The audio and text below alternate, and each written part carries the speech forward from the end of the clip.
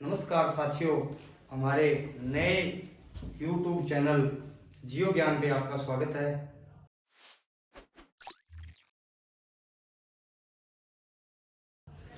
और इस पे हम जियोग्राफी के जितने भी ऑल कंपटीशन के अंदर टॉपिक पूछे जाते हैं उनके ऊपर अपने अध्ययन करेंगे।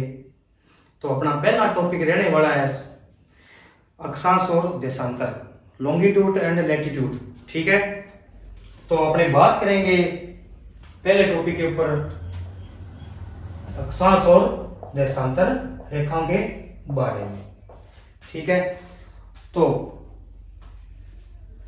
क्या है कि पृथ्वी के छोटा रूप ग्लोब के ऊपर इनके वो काल्पनिक रूप से इन रेखाओं को खींचकर अध्ययन किया जाता है। तो इनकी संख्या और ये रेखाएं क्यों खींची गई है इसके बारे में इस वीडियो के अंदर अपने आगे जानेंगे। ठीक है, तो क्या है अक्षांश रेखाएं? अक्षांश रेखाएं जो कि ऐसे खींची जाती है, जो क्या है पूर्व से पश्चिम की ओर खींचे जाने वाली काल्पनिक रेखाएं जो उत्तर से दक्षिण की ओर कोण बनाती हुई 1-1 डिग्री, 2 डिग्री, 3 डिग्री ऐसे करते हुए 90 डिग्री तक कोण बनाती हुई ये रेखाएं खींची जाती है।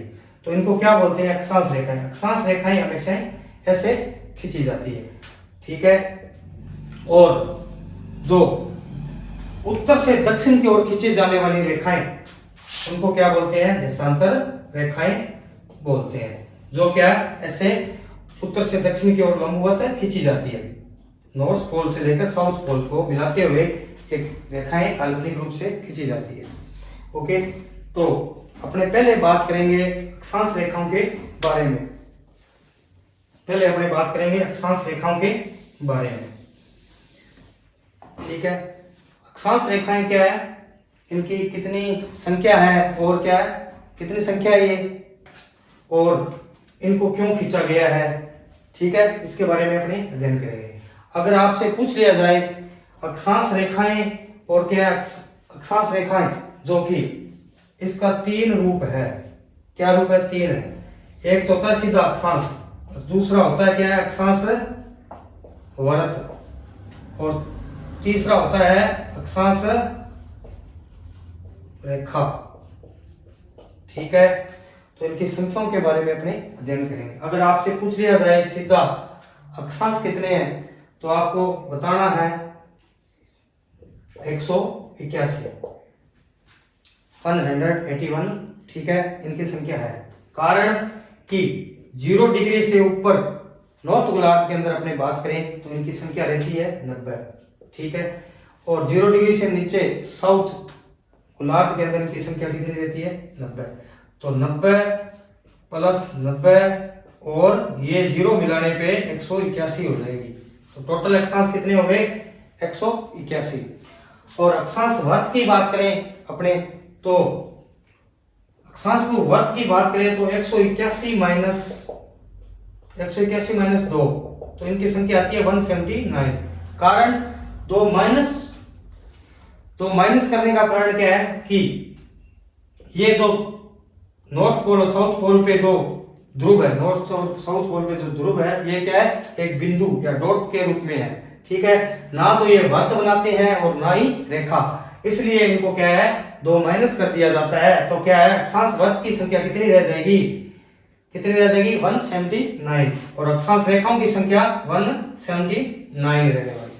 और अपने आगे बात करें देशांतर रेखाओं के बारे में, तो देशांतर रेखाओं के बारे में इससे पहले आपको इसके बारे में और बताते हैं अक्षांश रेखाओं के बारे में। ठीक है, अक्षांश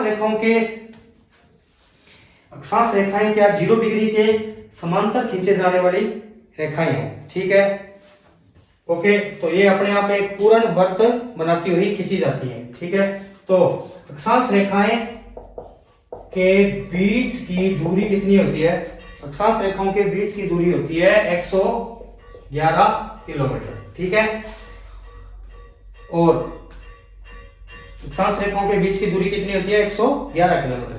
और इनके अक्षांश रेखाओं के बीच के स्थान को क्या बोला जाता है? 2 अक्षांश रेखाओं के बीच के स्थान को क्या बोला जाएगा? इनको बोला जाएगा कटिबंध। क्या बोला जाएगा? कटिबंध। ठीक है, तो ये अपना अक्षांश कंप्लीट हो गया है। और अपने अब आगे बात करेंगे देशांतर की। ठीक है, देशांतर रेखाओं के बारे में अपने आगे बात करेंगे। ठीक है, तो देशांतर रेखाओं की अगर बात की जाए तो देशांतर रेखाएं कैसे खींची जाती है? उत्तर से दक्षिण की ओर खींची जाने वाली लंबवत रेखाएं जो क्या नॉर्थ पोल से लेकर साउथ पोल को मिलाती हुई खींची जाती है। ठीक है, ओके। इनकी संख्या कितनी है? 360। कितनी संख्या है? 360 है। ठीक है, तो ये रेखाएं क्या है, किस काम में आती है? ये क्या है? अक्षांश देशांतर रेखाएं हैं जो कि समय को जानने के लिए खींची जाती है। और दो देशांतरों के बीच के स्थान को क्या बोलते हैं? दो देशांतरों के बीच के स्थान को क्या बोलेंगे भाई? गोरे बोलेंगे। क्या बोलेंगे? गोरे। ठीक है, अब अपने आगे बात करेंगे दो देशांतरों के बीच के स्थान को क्या बोलेंगे? गोरे। और इनकी बीच की दूरी कितनी होती है? 111.3 किलोमीटर। और ये दूरी विषुवत रेखा पे है, ये दूरी यहाँ पे है। और नॉर्थ पोल और साउथ पोल पे इनकी दूरी कितनी हो जाती है? 0 किलोमीटर। इन देशांतर रेखाओं के बीच की दूरी 0 किलोमीटर रह जाती है। तो ये अपना टॉपिक अक्षांश और देशांतर। ठीक है, इसके बारे में अपने अध्ययन किया है। और अब आगे जो ये अक्षांश और देशांतर रेखाओं के ग्लोब के ऊपर जो जाल बना हुआ है उसको क्या बोलते हैं? अभी ग्रिड बोला जाता है। क्या बोला जाता है? जो अक्षांश और देशांतर रेखाएं मिलकर जो जाल बनाती है उसको क्या बोलते हैं? ग्रिड बोलते हैं। ठीक है, अब अपने बात करेंगे ग्लोब के ऊपर मुख्य क्या है? अक्षांश। पहला अक्षांश आता है 0 डिग्री। ठीक है, 0 डिग्री, इसको बोलते हैं इक्वेटर लाइन, जो क्या है? इक्वल, मतलब उत्तरी गोलार्ध और दक्षिणी गोलार्ध को इक्वल 2 भागों में बांटती है। इसके बाद अपने बात करेंगे कर्क रेखा। कर्क रेखा, ठीक है, जो 23.5 डिग्री नॉर्थ गोलार्ध के अंदर खींचे जाने वाली काल्पनिक रेखा है। ठीक है, और उसके बाद आ जाएगा 66.5 डिग्री आर्कटिक वर्त। ठीक है, और उससे ऊपर बात करें अपने नॉर्थ गोलार्ध में तो 90 डिग्री नॉर्थ पोल। ठीक है, अब अपने 0 डिग्री से नीचे आते हैं दक्षिण गोलार्ध के अंदर। दक्षिण गोलार्ध के अंदर क्या है? 23.5 डिग्री क्या है? मकर रेखा है। क्या है? मकर रेखा है। और उससे नीचे आए तो अपने 66.5 डिग्री अंटार्कटिक वर्त है। ठीक है, अंटार्कटिक वर्त है। और उससे नीचे आए तो 90 डिग्री साउथ पोल है। तो ये क्या है? मुख्य अक्षांश रेखाएं हैं। और आगे अपने बात करें देशांतर रेखाएं की, मुख्य देशांतर रेखाओं के बारे में, तो क्या है? 0 डिग्री या इसको बोलते हैं यामोत्तर रेखा। क्या बोलते हैं? ये 0 डिग्री है ना, तो लंबवत खींची गई है, इसको बोलते हैं 0 डिग्री या यामोत्तर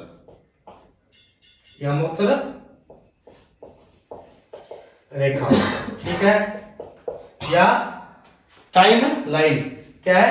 यह होता है टाइम लाइन। ठीक है, इसी से अपना इंडिया का समय जो 5.5 घंटे आगे डिसाइड किया गया। ठीक है, ओके। तो अगर ये क्या देशांतर रेखाएं हैं और इसके अपोजिट 0 डिग्री के अपोजिट क्या है? 180 डिग्री देशांतर रेखाएं। इसी प्रकार पूर्वी गोलार्ध है जो क्या है? ये 0 डिग्री है, जो लंदन वाली रेखा ग्रीनविच शहर से निकाली गई है, जो 2 महाद्वीप से निकलती है, एक तो यूरोप और एक अफ्रीका। ठीक है, और ये 0 डिग्री जो देशांतर रेखाएं हैं, ये 0 डिग्री देशांतर रेखा है जो पूर्वी गोलार्ध और पश्चिमी गोलार्ध को के अंदर क्या है? पृथ्वी को डिवाइडेशन करती है। ठीक है, तो इससे इधर भी 180 है रेखाएं, यामोत्तर नहीं, देशांतर रेखाएं। और इधर भी क्या है? 180 देशांतर रेखाएं हैं। तो टोटल कितनी होगी देशांतर रेखाएं? 360। ओके एवरीबॉडी, अगर हमारा ये वीडियो आपको अच्छा लगे तो लाइक और शेयर जरूर करना।